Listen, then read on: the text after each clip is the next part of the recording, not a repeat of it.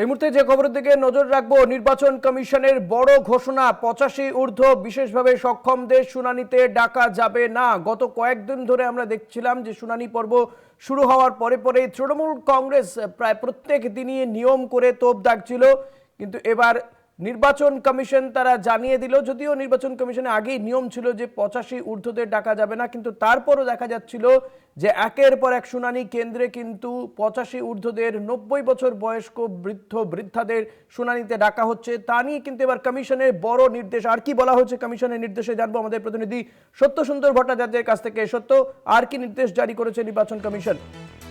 দেখো, 85 বা তার ঊর্ধ্বে যে সমস্ত প্রবীণ ভোটাররা রয়েছেন তাদের কোনোভাবেই শুনানিতে ডাকা হবে না, এমনটাই কিন্তু বিজ্ঞপ্তি দিয়ে জানালো, অর্থাৎ নির্দেশিকা দিয়ে জানালো নির্বাচন কমিশন।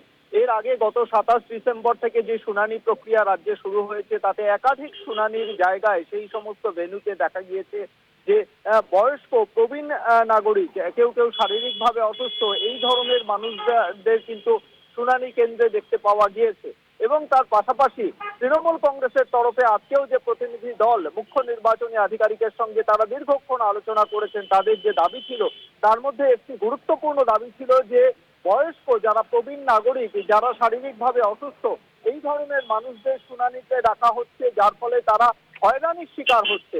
সেই জায়গা থেকে বলা যেতে পারে এর আগেই একটা মৌখিকভাবে জানিয়েছিল নির্বাচন কমিশন যে 85 বা তার ঊর্ধ্ব যে সমস্ত ভোটারদের শুনানিতে ডাকা হবে না, প্রয়োজনে তাদের বাড়িতে গিয়ে এই শুনানির ব্যবস্থা করবে নির্বাচন কমিশন। এবার সরাসরি একেবারে নির্দেশিকা জারি করে সেই বিষয়টিকেই কিন্তু তারা জানালো নির্বাচন কমিশনের তরফে যে কোনো 85 বা তার ঊর্ধ্বের কোনো ভোটার তিনি যদি আবেদন করেন বিএলওর কাছে যে তিনি শারীরিকভাবে এই শুনানির জায়গায় যেতে পারছেন না, অপারগ, সেই জায়গায় তার বাড়িতে শুনানির ব্যবস্থা করবে নির্বাচন কমিশন। তার কারণ তুমি জানো যে ভোটদানের ক্ষেত্রেও কিন্তু এই 85 বা তার ঊর্ধ্বের যে সমস্ত ভোটাররা তারা যদি আবেদন জানান, তাহলে নির্বাচন কমিশন কিন্তু তাদের বাড়িতে ভোট গ্রহণের ব্যবস্থা করে। সেই জায়গায় দাঁড়িয়ে শুনানির ক্ষেত্রেও কিন্তু সেই একই নির্দেশ বহাল রাখলো নির্বাচন কমিশন। আজকে একেবারে নির্দেশিকা জারি করে সে বিষয়টি জানানো হয়েছে। শুধুমাত্র 85 বা তার ঊর্ধ্বের ভোটার যাদের শুনানির নোটিশ দেওয়া হয়েছে তারা নয়, যারা গর্ভবতী রয়েছেন, যে সমস্ত শারীরিকভাবে অসুস্থ যে সমস্ত প্রবীণ নাগরিক রয়েছেন, সেটা 85-র কমও হতে পারে, তারা যদি মনে করেন যে তারা যেতে পারছেন না, সেক্ষেত্রে কিন্তু তারা সংশ্লিষ্ট বিএলওর কাছে যদি আবেদন জানান, তাহলে নির্বাচন কমিশনের তরফে তাদের বাড়িতেই শুনানির ব্যবস্থা করা হবে বলে নির্দেশিকা দিয়ে জানিয়েছে নির্বাচন কমিশন। অনেক ধন্যবাদ সত্য। কথা বলছিলাম আমাদের প্রতিনিধি সত্য সুন্দর ভট্টাচার্যের সঙ্গে। নির্বাচন কমিশন যেমনটা জানিয়েছে যে 85 ঊর্ধ্বদের আর শুনানিতে ডাকা যাবে না।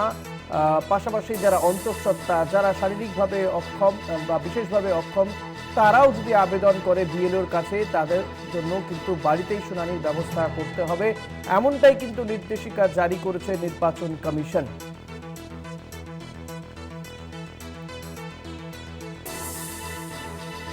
আগে নির্বাচন কমিশন এখানে দরবার করেছে তৃণমূল কংগ্রেস, যাতে এইভাবে 85 ঊর্ধ্বদের মানুষকে কমিশনে এই শুনানিতে ডাকা যাতে না হয়, তৃণমূল কংগ্রেসের পক্ষ থেকে বারবার আবেদন করা হয়েছে। শেষমেশ তৃণমূল কংগ্রেসের সেই আবেদনে সাড়া দিয়েছে নির্বাচন কমিশন, এমনটাই মনে করা হচ্ছে। কমিশনে গিয়ে বারবার দরবার করেছেন তৃণমূলের একাধিক নেতা। পার্থ ভৌমিক তিনিও গিয়েছিলেন, তিনি কি বলেছিলেন শোনাবো। আমরা ধন্যবাদ জানাচ্ছি যে আমাদের দলের আবেদনে সাড়া দিয়ে প্রবীণ নাগরিকদের হেনস্থার হাত থেকে বাঁচানোর জন্য আজকে নির্বাচন কমিশন বিজ্ঞপ্তি জারি করেছেন যে প্রবীণ নাগরিকদের বাড়িতে গিয়েই তাদের শুনানি হবে। এর জন্য নির্বাচন কমিশনকে ধন্যবাদ, এবং ধন্যবাদ সাংসদ অভিষেক বন্দ্যোপাধ্যায়, তিনি যে ইস্যুটা তুলেছিলেন প্রবীণ নাগরিকদের হেনস্থার বিরুদ্ধে, যে সরব হয়েছিলেন, যার হয়ে আমরা লড়াই করছিলাম, সেটা আজকে সার্থক হলো।